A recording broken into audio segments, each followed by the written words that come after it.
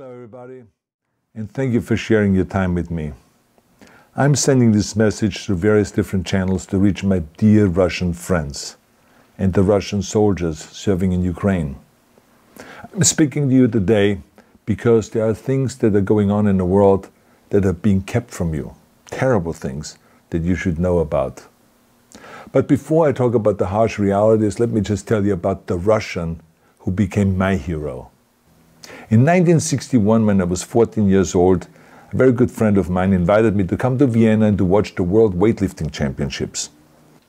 I was in the audience when Yuri Petrovich Vlasov won the World Championship title, becoming the first human being to lift 200 kilograms over his head.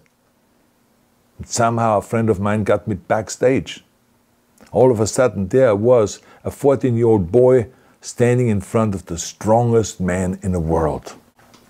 I couldn't believe it. He reached out to shake my hand. I mean, I still had a boy's hand. He had this powerful man's hand that swallowed mine. But he was kind, and he smiled at me. I will never forget that day. Never. I went home and I put his photo above my bed to inspire me when I started lifting weights. My father told me to take down that picture and to find a German or an Austrian hero. He got really angry, and we argued back and forth. He didn't like Russians because of his experience in the Second World War. You see, he was injured at Leningrad, where the Nazi army that he was part of did vicious harm to the great city and to its brave people. But I did not take the photograph down, no, because it didn't matter to me what flag Yuri Vlasov carried. My connections to Russia didn't stop there, by the way. Oh, it actually deepened when I traveled there with bodybuilding and for my movies and met all my Russian fans. And on one of those trips, I remember, I met Yuri Vlasov once again. It was in Moscow during the filming of Red Heat, which was the first American movie allowed to film in Red Square. Now, he and I spent the whole day together. He was so thoughtful, so kind, and so smart, and, of course, very giving. He gave me this beautiful blue coffee cup. And ever since then, I've been drinking my coffee out of every morning. Now, the reason why I'm telling you all of those things is that ever since I was 14 years old, I've had nothing but affections and respect for the people of Russia. The strength and the heart of the Russian people have always inspired me. And that is why I hope that you will let me tell you the truth about the war in Ukraine and what is happening there. No one likes to hear something critical of the government, I understand that. But as a longtime friend of the Russian people, I hope that you will hear what I have to say. And may I remind you that I speak with the same heartfelt concern as I spoke to the American people when there was an attempted insurrection on January 6th last year, when a wild crowd was storming the US Capitol, trying to overthrow our government. You see, there are moments like this that are so wrong, and then we have to speak up. And it's exactly the same with your government. I know that your government has told you that this is a war to denazify Ukraine. Denazify Ukraine? This is not true. Ukraine is a country with a Jewish president, I might add, whose father's 3 brothers were all murdered by the Nazis. You see, Ukraine did not start this war. Neither did nationalists or Nazis. Those in power in the Kremlin started this war. This is not the Russian people's war. No.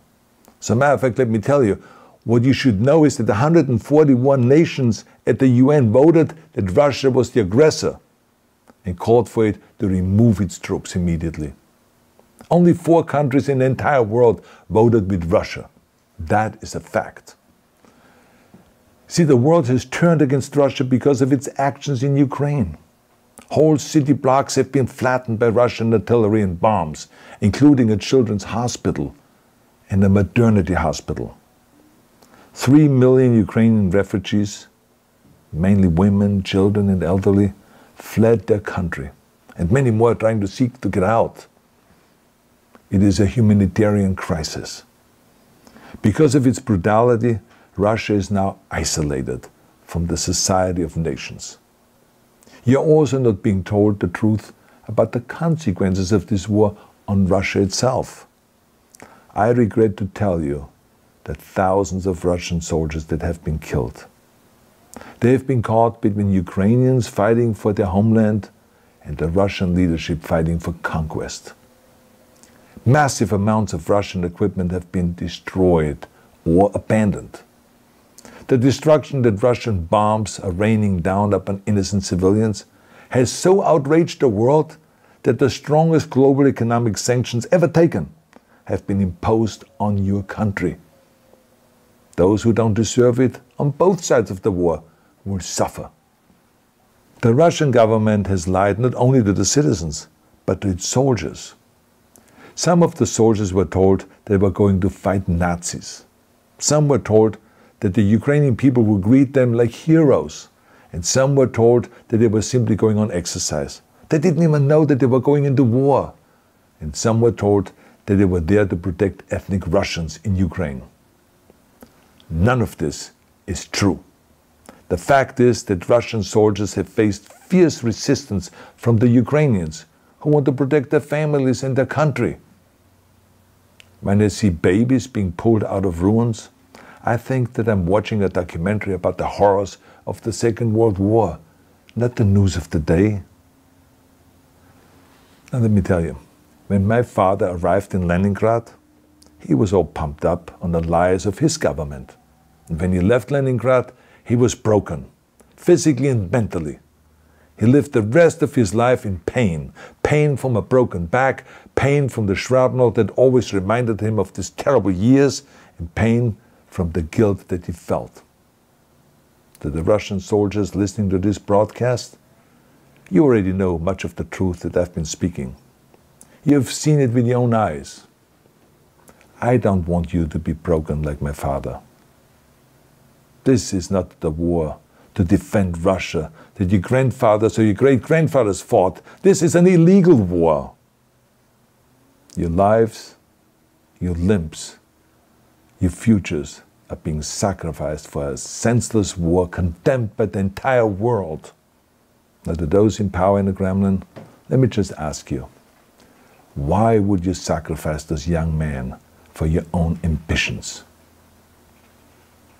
To the soldiers who are listening to this, remember that 11 million Russians have family connections to Ukraine. So every bullet you shoot a brother or a sister. Every bomb or every shell that falls is falling not on an enemy, but on a school, or a hospital, or a home. I know that the Russian people are not aware of such things are happening. So I urge the Russian people and the Russian soldiers in Ukraine to understand the propaganda and the disinformation that you are being told. I ask you to help me spread the truth. Let your fellow Russians know the human catastrophe that is happening in Ukraine. And to President Putin I say, you started this war. You are leading this war. You can stop this war.